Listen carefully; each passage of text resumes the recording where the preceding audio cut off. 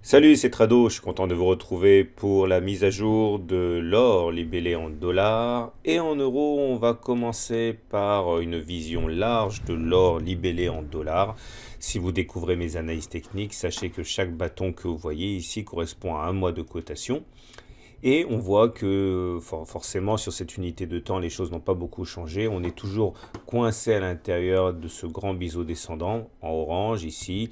Et il faut savoir que ce genre de figure eh bien, est difficile à casser, que ce soit par le haut ou par le bas. Il demeure que cette cassure intervient plus souvent par le haut justement que par le bas. On descend d'une unité de temps, on se met en données hebdomadaires. Chaque bougie maintenant correspond à une semaine de cotation. Et la grande nouvelle du jour, de la semaine, c'est que, et oui, regardez, la moyenne mobile à 20 semaines commence à devenir croissante comme elle l'a été ici. Et regardez les effets que cela a eu là. C'est-à-dire qu'enfin, on est au-dessus d'une moyenne mobile à 20 semaines qui n'est plus descendante. C'est-à-dire qu'au regard de cet indicateur-là, assez simple, on bascule en tendance haussière. Par contre, au niveau des pics et des creux, qui est un autre critère intéressant de détermination de tendance, les pics continuent à être descendants, les creux continuent à être descendants. Donc on est toujours en tendance baissière au regard de ce critère, tout en sachant qu'il est tout à fait possible que malgré l'ascension en cours, on ait une petite consolidation. Et si le plus bas que l'on ferait était plus haut que celui-là, et qu'on repasserait au-dessus ensuite de ce précédent sommet-là, et bien on basculerait en tendance haussière également pour ce critère. Donc on peut être relativement confiant sur le scénario d'une inversion peut-être de tendance prochaine sur le deuxième critère des pics et des creux qui ferait écho au premier inversement de tendance auquel on a assisté là sur les moyennes mobiles à 20 semaines. On bascule en Ichimoku et l'Ichimoku nous montre clairement ici la prochaine résistance et le prochain support.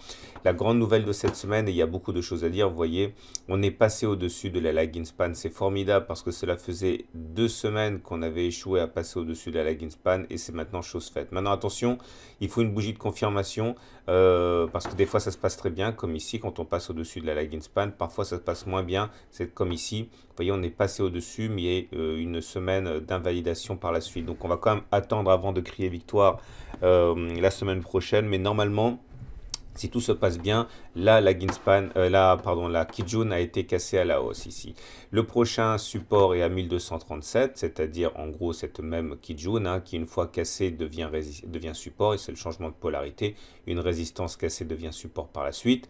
Et la prochaine résistance est à 1290. Ici, ça correspond en gros à ce plat de Kijun qui dans son prolongement, vous savez, je l'ai expliqué souvent, lorsqu'une courbe fait un plat, dans son prolongement, il y a une résistance et ça donne les 1290 qui correspondent d'ailleurs au haut du nuage ici, qui ne sera pas évident à passer. On bascule sur l'analyse purement graphique de l'or libellé en dollars. Bon, effectivement, on est toujours dans ce grand canal noir, rien n'a changé. Tant qu'on n'a pas passé, on ne peut pas être complètement serein de toute manière. On remarquera qu'on a réussi à franchir les 1249 ici, c'est-à-dire les 50% de Fibonacci, qui également était un objectif. Et maintenant, tant qu'on se maintient au-dessus des 50% de Fibonacci, on a toutes les chances d'espérer un ralliement des 61,8% de Fibonacci, à savoir les 1278. On met tout ça sur le même graphe et voilà ce que l'on a. Alors, si vous utilisez la méthode d'accumulation fractionnelle, celle qui est dans mon module de formation sur l'or, retenez que nous avons en zone de support significative les 1237 ici et la zone de résistance significative est à peu près à 1300, c'est-à-dire qu'il faudrait attendre de passer au-dessus de la Kijun, au-dessus du canal noir, au-dessus du nuage, donc retenez 1300.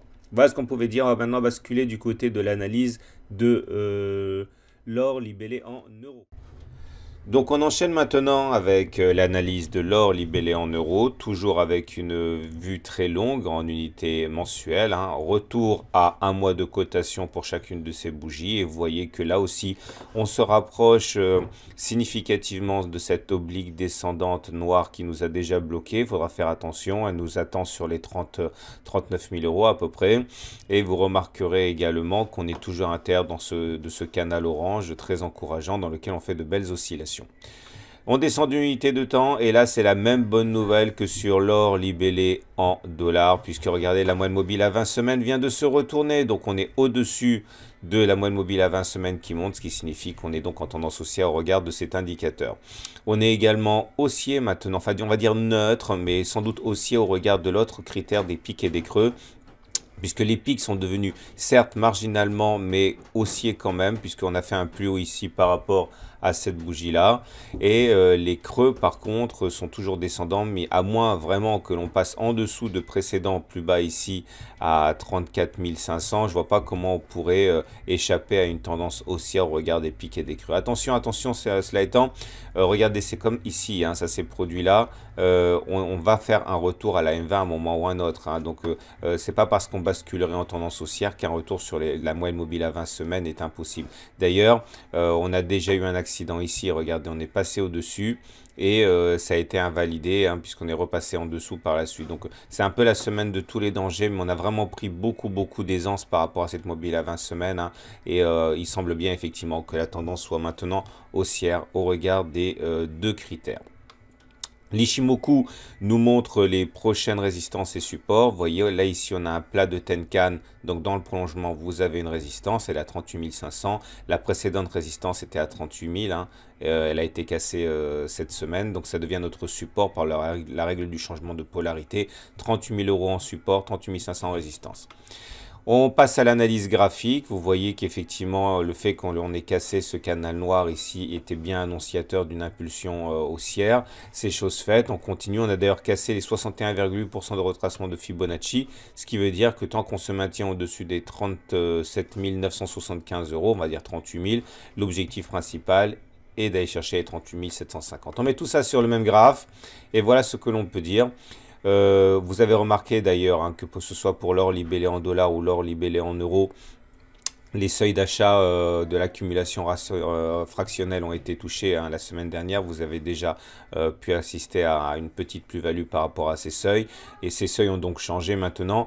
On va considérer qu'au niveau du support de référence, c'est 36 660 à peu près par cette zone, ce cluster de support avec l'acquis jaune, le bas du canal, le haut du canal noir, la moyenne mobile à 20 semaines. Tout ça, si on revient là-dessus, ce sera une zone de support assez forte.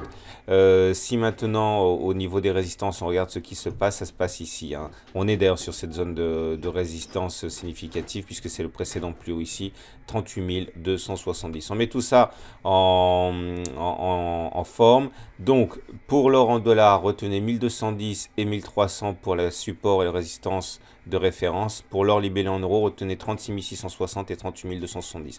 Voilà, j'espère que vous en savez plus sur la tendance de l'or libellé en dollars et en euros. N'oubliez pas que si vous voulez utiliser la méthode d'accumulation rationnelle, tout ça, tout ce que je dis, toute l'explication, c'est issu de mon module de formation. Vous pouvez vous le procurer en tapant directement Tradosaur dans Google. Vous allez arriver sur mon site ou alors simplement vous tapez l'adresse qui figure ici. Je vous souhaite une bonne semaine et à la semaine prochaine pour la mise à jour.